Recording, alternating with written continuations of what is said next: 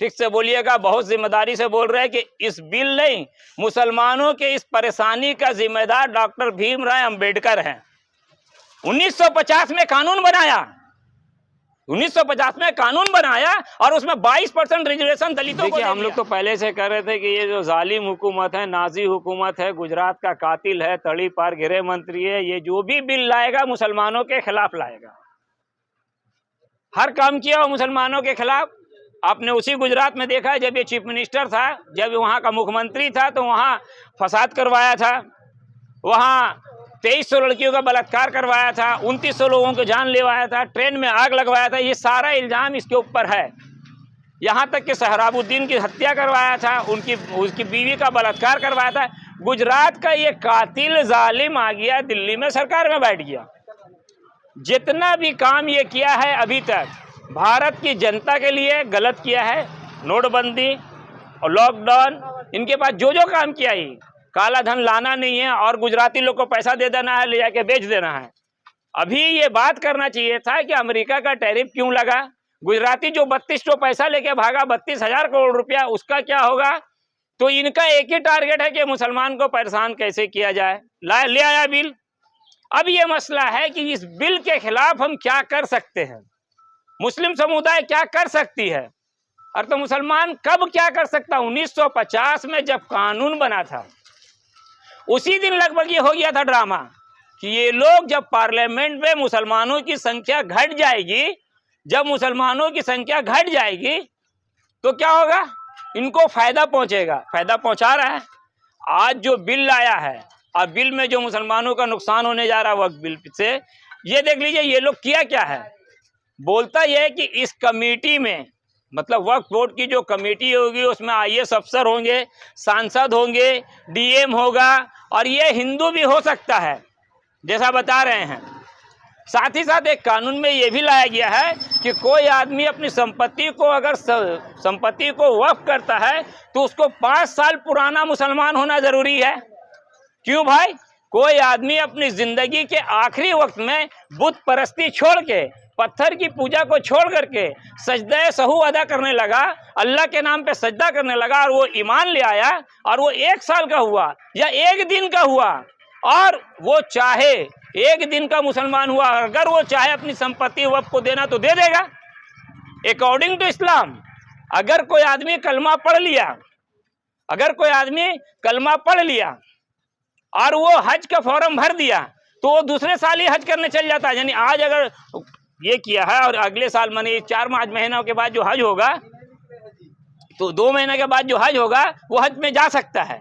भैया, एक 60 साल का हिंदू 2 दिन या 2 महीना कलमा पढ़ के होगा, वो आदमी सऊदी अरब में काबा और मदीना जाके हज कर सकता है। तो कोई हिंदू जिंदगी का आखिरी वक्त में अगर वो मुसलमान होता है और अपनी संपत्ति को वक्फ करने चाहता है, तो उसमें आपकी तकलीफ क्या है।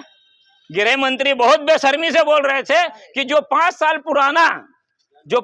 पुराना हिंदू मुसलमान होगा वही वक्फ दे सकता है। क्यों भाई, ये वाला शर्त क्यों नहीं हटा रहे आप। साथ में आप ये बोले हैं कि हमने महिलाओं को भी इसमें हक दिया है, 10 मुसलमान रहेगा, 2 मुसलमान औरत रहेगी। बहुत हमदर्दी है आपको मुसलमान औरत से। अभी तक क्या दिए हैं आप, अभी तक मुसलमान औरत को क्या दिए हैं। बहुत बात कर रहे थे आप।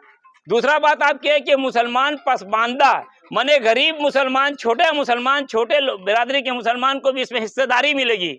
ईमानदारी से बता दे बेशरम नरेंद्र मोदी, अमित शाह और जो अल्पसंख्यक का जो मंत्री है किरण रिजिजू, वो बता दे ईमानदारी से कि अभी तक मुसलमान महिलाओं के लिए कौन सा सही बिल लाया है, कौन ऐसा बिल लाया है जिससे तेरा उत्थान हो जाए मुसलमानों का। लाए हैं आप, नहीं लाए हैं, लेकिन आप बड़ी बड़ी बात कर रहे हैं। ये बात कर दी है, उसके बाद आप DM हिंदू होगा तो भी आ जाएगा, सांसद हिंदू होगा तो भी आ जाएगा। क्यों आएगा, हमको किसी मंदिर और मठ में रखे हैं आप। अरे बेशरम तो वो है कि बीजेपी अपने यहाँ एक तो सांसद मुसलमान नहीं रखा, और ठीक है आप बोल रहे थे ना कि पसमानदा मुसलमान की हम बात कर रहे हैं, तो पसमानदा ही मुसलमान को रख लेता ना, उसको क्यों नहीं रखा। मुसलमान को फलाह बहबूद और मुसलमान को मुनाफा नहीं देना है। मुसलमान के बच्चे जो पढ़ रहे थे पढ़ रहे थे ना, उनका जो स्कॉलर फंड था जो डॉक्टर मनमोहन सिंह के जमाने में दिया गया था, प्री स्कॉलरशिप और पोस्ट स्कॉलरशिप, आप उसको भी खत्म कर दिए। कब नहीं दिए, कब दिए आप? ये सीधा सीधी मुसलमानों की जायदाद पे कब्जा करने की कोशिश नहीं, हड़पेगा ही ये लोग। बाबरी मस्जिद का ताला और पूजा 1949 में हुआ था, ताला खुला 89 में, तोड़ दिया गया 92 में, शहीद कर दिया गया, और फैसला आ गया 18 में। 70 साल में ये लोग सारा ततीमा कर दिया। याद रखिए, इस बिल से आज नुकसान कम होगा, मेरे आने वाले नस्ल को, यानी मेरा पोता को इससे ज्यादा नुकसान होगा। आपको एक बात बता दे रहे, अगर जिस तरह जॉइंट पार्लियामेंट्री कमेटी इस प्रकार है चाहती तो ये बिल रिजेक्ट भी हो सकता था, पर इसका जिम्मेदार किसे समझ? देखिए ये सवाल ऐसा है ना जो आप पूछ रहे कि इसका जिम्मेदार किसको समझे। इसका जिम्मेदार अगर सच मानो में अगर कोई है तो बाबा भीमराव अम्बेडकर है। ठीक से बोलिएगा, बहुत जिम्मेदारी से बोल रहे हैं कि इस बिल नहीं, मुसलमानों के इस परेशानी का जिम्मेदार डॉक्टर भीमराव अम्बेडकर हैं। 1950 में कानून बनाया, 1950 में कानून बनाया और उसमें 22% रिजर्वेशन दलितों को दे दिया। और जो मुसलमान दलित था, मुसलमान जो दुनिया था, अंसारी था, हलालखोर था, कुरैशी था, इन लोग को इससे बाहर कर दिया। जो मुसलमान दूध बेच रहा था उसको रिजर्वेशन से बाहर कर दिया, जो हिंदू दूध बेच रहा था उसको रिजर्वेशन में रख दिया, जो मुसलमान माने बढ़ई का काम कर रहा था वो हिंदू था तो वो रिजर्वेशन में रह गया, मुसलमान था वो बाहर में आ गया, जो मुसलमान नाली साफ कर रहा था और हिंदू था तो वो रिजर्वेशन में चले गया, और जो मुसलमान नाली साफ कर रहा था मुसलमान था उसको रिजर्वेशन से बाहर कर दिया। अगर वो रिजर्वेशन में काम के आधार पे मुसलमान भी होता तो आज इसकी पार्लियामेंट में हिस्सेदारी होती। जो 22% वहां था, बाद में मंडल कमीशन उसको 27% और बढ़ा दिया तो 49% हो गया। तो अगर 49% में हमारे बिरादरी यानी मुसलमानों के पसमानदा बिरादरी के लोग भी अगर शामिल होते तो आज पार्लियामेंट में भी होते। नहीं तो आप देखे होंगे गया का रहने वाला एक आदमी जीतन राम मांझी, जिसका औकात क्या था, जीतन राम मांझी जहां से जीतता है वहां सिर्फ मुसलमानों की आबादी है, वो सीट रिजर्व है, रिजर्व का फायदा उठा करके वो मुसलमानों को वोट लेके जीतता है और मुसलमानों को ही कठबुल्ला बोल रहा है। कितना बेगैरत है, थोड़ा सा मोदी का पद क्या मिला सोचने लगे बड़ी बड़ी बात। ये जिम्मेदार कानून जिस वक्त लागू हुआ था उस वक्त से ये चल रहा था कि मुसलमानों को पार्लियामेंट बोर्ड में कम से कम रखा जाए। जब मुसलमान पार्लियामेंट में ही कम होगा तो जाहिर है कि कोई भी बिल आसानी से पास हो जाएगा। ये हो रहा है, ऐसा नहीं है कि इसके जिम्मेदार सिर्फ और सिर्फ बीजेपी है। ये जो कांग्रेस 70 साल से हुकूमत चला रही थी ना, ये भी कम जिम्मेदार नहीं है मुसलमानों की इस हालात के लिए, इस बिल के यहाँ तक लाने के लिए। आज राहुल गांधी, खड़गे और सोनिया गांधी जो बोल ले, जिम्मेदारी तो कहीं ना कहीं यही बनती है। आप देखे होंगे बाबरी मस्जिद का मामला में भी जो मुर्दा गड़ा हुआ था, ताला खोलने का काम इसी का अब्बा कर दिया था। बाद में जो कुछ किया बीजेपी वाला, आरएसएस वाला, जनसंघ वाले, लेकिन पहले तो काम आपने गलत किए थे। तो इसीलिए कोई भी सियासत आज से नहीं बच सकता।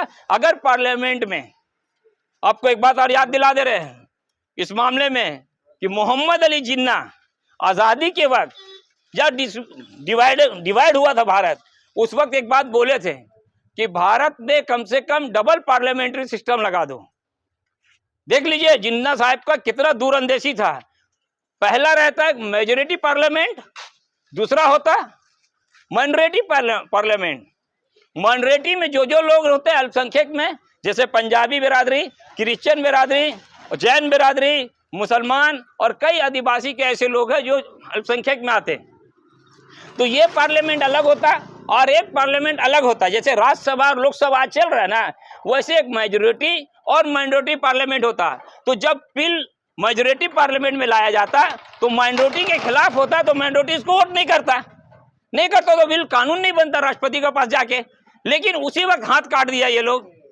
देख लीजिए मोहम्मद अली जिन्ना के सामने और मौलाना आजाद साहब के सामने अल्लामा सर मोहम्मद इकबाल साहब ने कहा था, अल्लामा इकबाल साहब ने कहा था कि मुल्ला को मिली हिंद में जो सजदे की इजाजत, मौलाना आजाद साहब को बोल रहे थे, मुल्ला को मिली हिंद में जो सजदे की इजाजत, नादां ये समझता है इस्लाम है आजाद।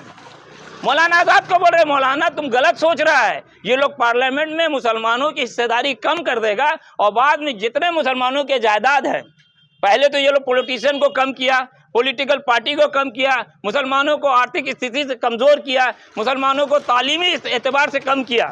पहले मुसलमान 48-50 में 32% नौकरी में था, 34% फौज में था। तो जो मुसलमान 32% नौकरी में था वो पढ़ा लिखा मुसलमान था। तो आज तो मुसलमान 32% पढ़े लिखा नहीं है। तो 70 साल में ये लोग पढ़ाया ही नहीं है। ये लोग इतना रेड करवा दिया है, मुसलमानों की इतना घर जलवा दिया है, इतना दुकान जला दिया है। तो मुसलमान अपने बच्चों को समेटता कैसे? इधर से समेट के उधर मलियाना में हो रहा था तो दूसरा जगह जा रहा था, हासिमपुरा में हो रहा था तो दूसरा जगह जा रहा था, कोकड़ाझार में हो रहा था तो तीसरा जगह जा रहा था, जमशेदपुर, खुद जमशेदपुर में एम्बुलेंस जलाया, ये लोग एम्बुलेंस जलाया यहाँ। तो ये हाल तो था ही। जब पार्लियामेंट में आपकी हिस्सेदारी कम होगी तो ये कुछ होना ही था। ये 1950 में बाबा भीमराव अम्बेडकर के बनाए हुए कानून के वजह से आज मुसलमानों को ये परेशानी हो रहा है। मैं फखरुद्दीन अंसारी, जमशेदपुर से।